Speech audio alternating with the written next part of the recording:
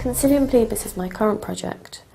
It's a series of paintings in a historical style of British street culture, of individuals who get a lot of bad press, people who might call chavs or hoodies, or there's all kinds of names for people, but I'm focusing on people that you'd see in everyday life, but I'm trying to show them in an extraordinary way.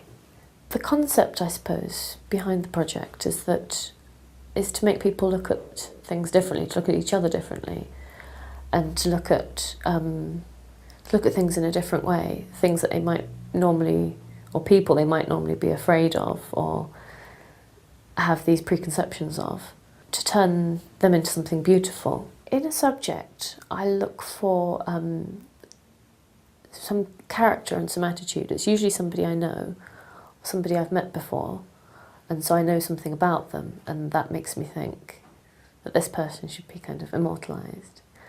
And that's something I really, really like about what I do, about oil paintings in general, is that in people's minds, the oil on canvas, people say, I'm no oil painting, and oil painting has this kind of historical weight and importance, and people assume that if you're in a painting, it's important and it's weighty and that you'll be remembered always. And I really like being able to play with that, so I can pick somebody up off the street and immortalise them.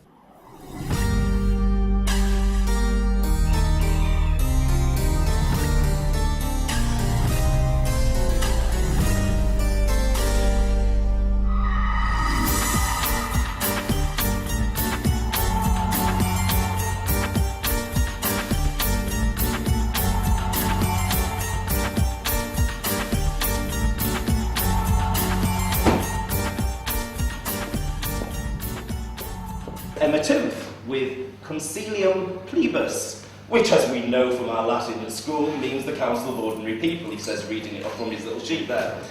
It's a first for Emma. I believe this is your first major solo exhibition, is that correct? Yes. Yes? Arts Council back, so we thank our friends at the Arts Council. And it's a very startling exhibition. I noticed when the paintings were coming in, I've never seen so many staff come up and take double takes of what they were thinking was coming into the gallery. They're amazing. It's amazing, isn't it? You can go there. The pose is just like a Renaissance painting. Chavs, scallies, hoodies, whatever we wish to call them, get very negative press in the papers. So to actually use them as your subject matter in a Renaissance style, it not only challenges, I think, society, but challenges you as a viewer, and certainly it's thrown a lot of questions to me when I've walked around here. I was intrigued, I was fascinated, I was inspired, so all of those things together just meant, somehow an invitation for a formal show had to be made.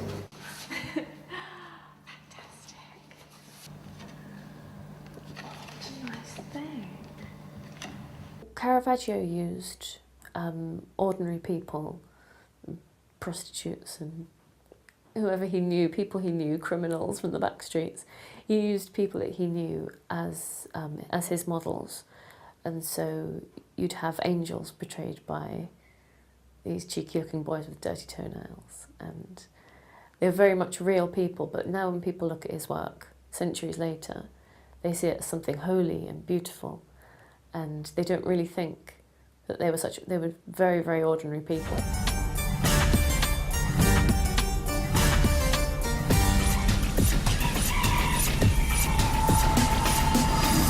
There are a lot of painters out there, and there's a lot of painters who make amazing work.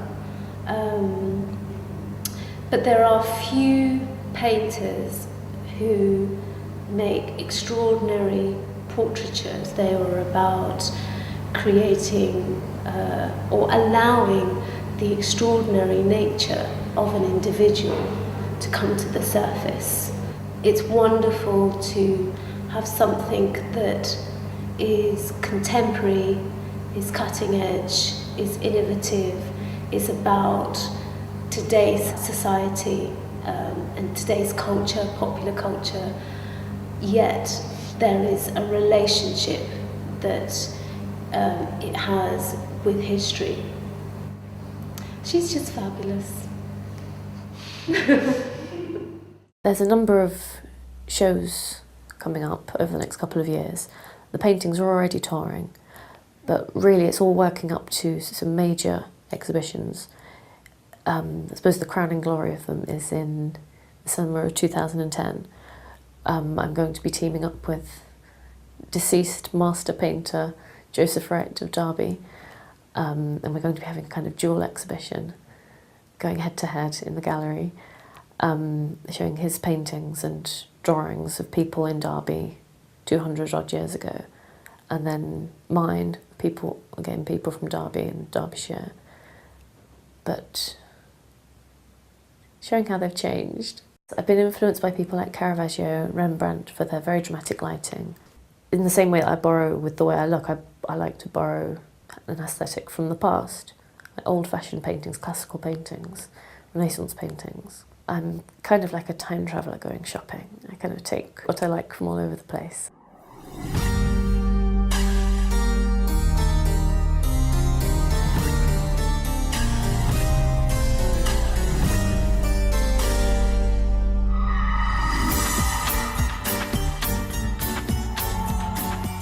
I'm really, really excited by the idea of having dance performances at the exhibitions. I like the fact that tonight people won't be expecting this necessarily, they won't know when it's starting, and then suddenly people, they thought we're just looking at the pictures. So you have to do lots of stroking your chin, look like you're here for the painting, so that people are not expecting. I'm going to be, my character's like a chap, you know, Cool. proper spade, so I'll probably be, don't take it the wrong way, I'll probably be like, Yes. you know what I mean?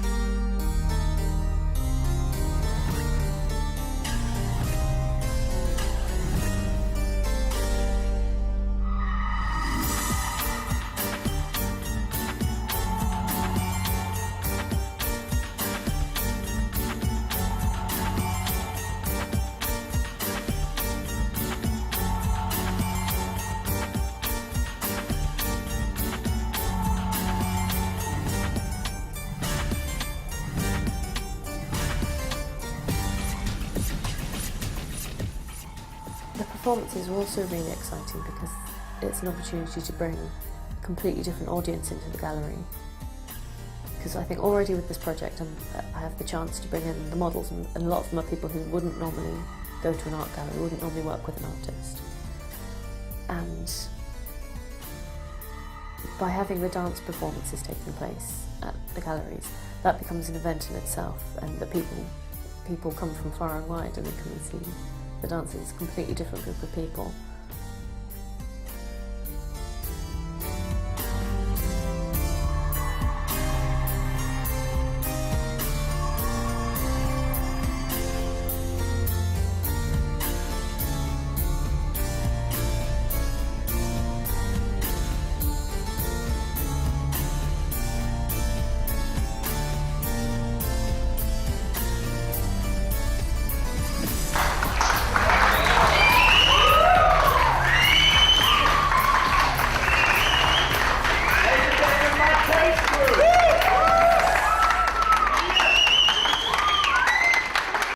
I think when people are walking around the town and they see, you know, a hoodie leaning up against the wall or something, I think people aren't thinking of the beauty, and they're not thinking that there's something there that would ever want to be remembered in the future, and that people ever look back romantically upon.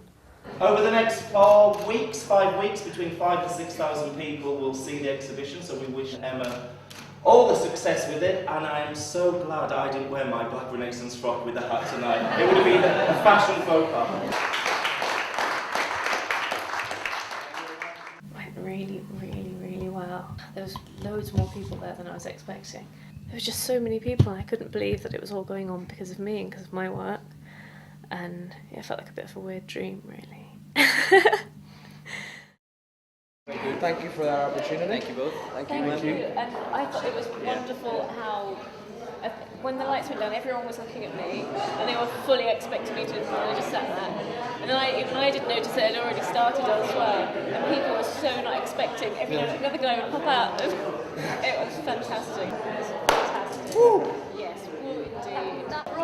I mean, I don't understand why people feel the need to tattoo their bodies. I don't think it's attractive, but the artwork that she's drawn, the artist drawn, I think it's absolutely wonderful. Absolutely wonderful, because I can identify, because you see it every day life.